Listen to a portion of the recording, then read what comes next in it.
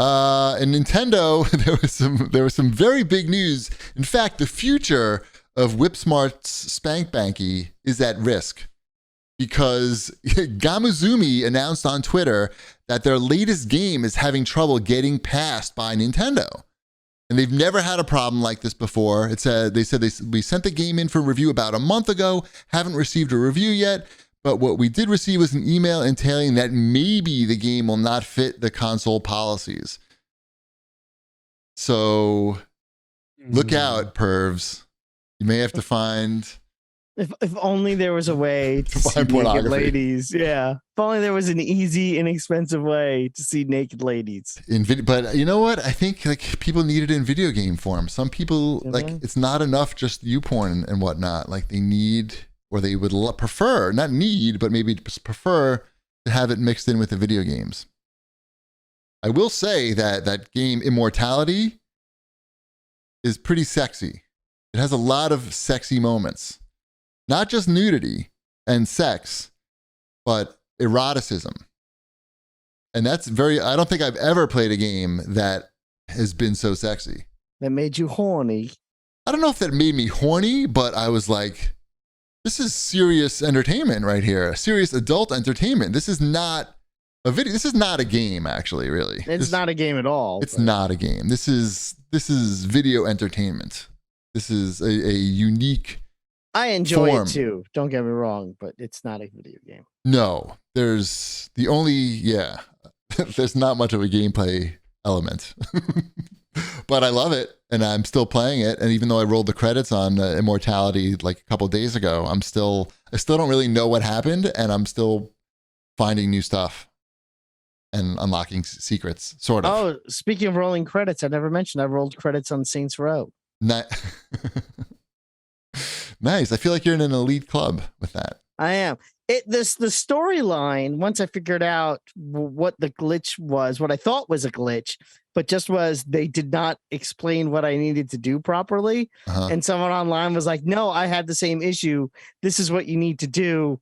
They just don't do a good job of the game explaining what to do. Okay. I'm like, okay, that's fair enough. I did that. And then I only had like 20 to 30 minutes left after it. The main storyline is very short. And they padded the game out with a lot of unnecessary side missions if you really want to complete it, because it said I'm only at 40% complete. Right. And that was with roll credits. I am not going to drive a truck from one end of the map to another just to, 15 times just to how many hours would you say it took to finish it? I looked it up online. It said it could take like 12 to 20 hours. Does that sound? That sounds reasonable. Yeah, I was surprised at how short this main story was. Mm-hmm. Yep. Not bad. Just yeah. I don't know if anyone needs to run out and grab it, but they really should have leaned into the GBD character. I feel like that could have. I think yeah. Could have had a whole good story there with like Internet Empire or some bullshit, and I don't know. Couldn't have been worse. It sounds like. Yeah, I deleted it off my hard drive. I needed to make room for something. Sounds fair. Let's move on to the CAG bag here. At Colonel Rangoon writes in and he says, has any game release been as anti-consumer as Halo Infinite? How is Halo Infinite anti-consumer? I know that it had some, it's definitely like short of content and had some bugs and stuff.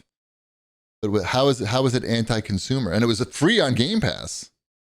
Or included on Game Pass, rather. This might be in regards to, I think they just came out and said that they were not going to have split screen local co-op. Which they said they would have at some point. And yeah. And then they said, nope, we're punting on that one. And to be honest, like I stopped playing it because I was waiting for that update.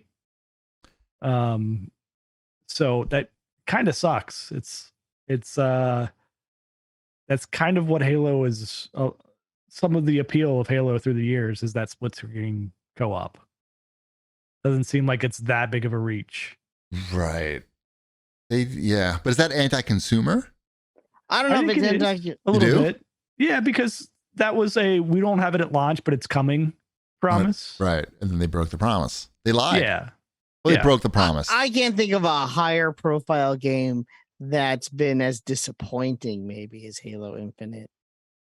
Yeah. I wouldn't call it anti-consumer. I would say as much as it is just terrible. Anticlimactic is what I would say. Like the campaign was anticlimactic. Like I would go as far as to say that I think that there is irreparable damage to the Halo franchise, and I think whatever they do next will not have the same type of luster or fanfare that this game had. I think that will hurt not just their game sales, it hurts Microsoft, and it hurts the marketing and all of the shit that they sell that says Halo on it. Halo is more than just a game. Halo is a brand and a product. It's a cereal. Yes. Well, and the toys, the controller holders, the t-shirts, the wool hats, there's a lot of there's a lot of Halo out there, and this game is important because it fuels. If the game is good and it keeps people interested, then people buy more toys, buy more Xboxes too, and more Xboxes. And they really screwed the pooch on this one.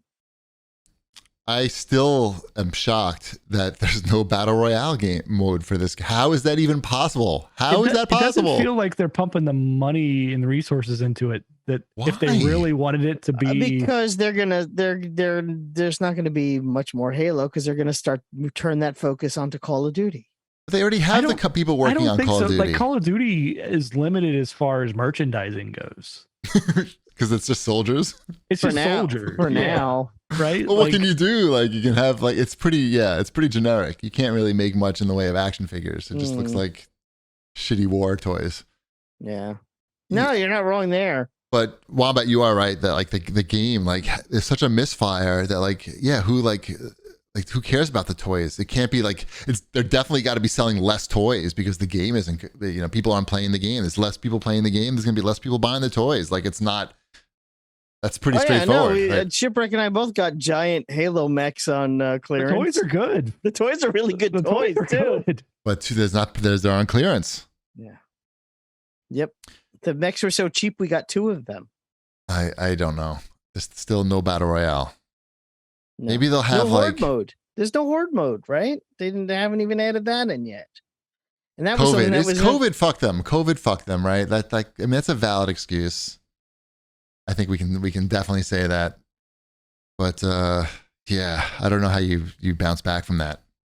Well, I think you can definitely bounce back from it. They just need to make a great Halo game. More money. Yeah. It's not hard. It's not hard to bounce back from it, but they just, have to do it. I will go back when the Battle Royale mode launches, if that ever happens. Otherwise, it's going to seem like it's going to be tough. I don't know what they could offer.